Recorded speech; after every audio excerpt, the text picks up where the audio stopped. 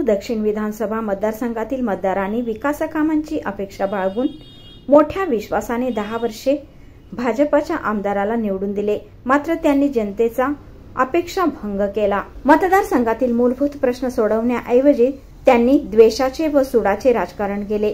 गल्लीपासून दिल्लीपर्यंत भाजपची सत्ता असूनही हा मतदारसंघ विकासापासून वंचित राहिला। जनतेला समस्यांच्या खाईत लोटणाऱ्या लोकप्रतिनिधीला या निवडणुकीत पराभूत करून या मतदारसंघातील पाणी, ड्रेनेज, रस्ते यासह मूलभूत प्रश्न सोडवण्यासाठी आपल्याला विजयी करावे असे आवाहन सोलापूर दक्षिण विधानसभा मतदारसंघातील अपक्ष उमेदवार व सिद्धेश्वर परिवाराचे प्रमुख धर्मराज काडादी यांनी केले। बुधवारी विजापूर रस्त्यावरील सैफुल येथून धर्मराज काडादी यांची भव्य पदयात्रा काढण्यात आली। तरुणाई, महिला, ज्येष्ठ नागरिक पदयात्रेत मोठ्या संख्येने सहभागी झाले होते। सैफुल चौकात ज्येष्ठ नागरिक काशीनाथ हिंगमेरे यांनी काडादी यांचे पुष्पहार घालून स्वागत केले। पदयात्रेची ओम गर्जना चौकात सांगता झाली। आपली कामं व्हायची असतील, या भागातले रोड, त्या ड्रेनेज, त्या ठिकाणचे लाईट हे तर केलेच पाहिजे। पण हा वाढीव भाग जवळजवळ 6 ते 7 किलोमीटर आपला एसटी स्टँड रेल्वे स्टेशन पासून लांब आहे। तर या भागामध्ये एसटी स्टँडचं टर्मिनल या ठिकाणी चांगल्या पद्धतीने व्हायला पाहिजे।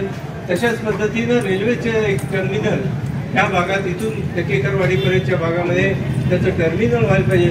त्यामुळे या भागातल्या लोकांची एक सोय होणार आहे। तशाच पद्धतीनं आपल्या आजूबाजूच्या जे जिल्हे आहेत कर्नाटकातले, गुलबर्गा आहे, विजापूर आहे, त्या ठिकाणी 2-2 रिंग रूट आहेत। आपल्यापेक्षा निम्मी पण लोकसंख्या नाही, परंतु त्या ठिकाणी 2-2 रिंग रूट झालेत। आज आपल्या शहराला एकही रिंग रूट नाही। एका राज्यातून किंवा एका महामार्गावरून दुसऱ्या महामार्गावर जाताना शहरात आल्याशिवाय बाहेर पडता येत नाही। मोठी समस्या आहे। सगळे कामं अर्धवट ठेवले गेलेले आहेत। कॅनॉलची कामं अर्धवट ठेवले गेलेले आहेत आणि तशा माध्यमातून वाहतुकीची कोंडी मोठ्या प्रमाणात शहरात होते आणि त्याची समस्येला आपल्याला तोंड द्यावं लागतं।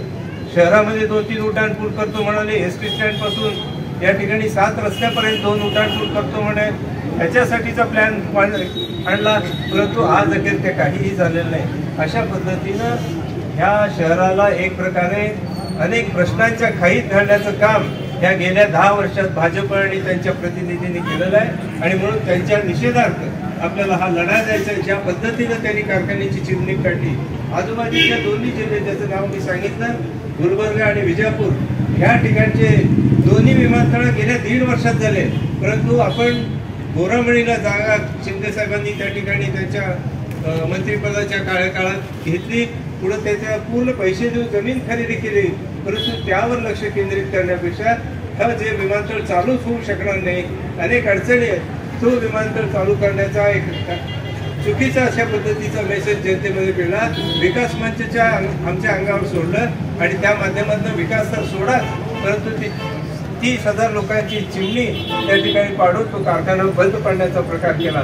अशा व्यक्तींना आपल्याला आता घरात बसवलं पाहिजे आणि त्या दृष्टीची आपली लढाई म्हणजे मी सर्व कार्यकर्त्यांना या ठिकाणी विनंती राहणार आहे की मी एकटा हे सगळं करू शकणार नाही।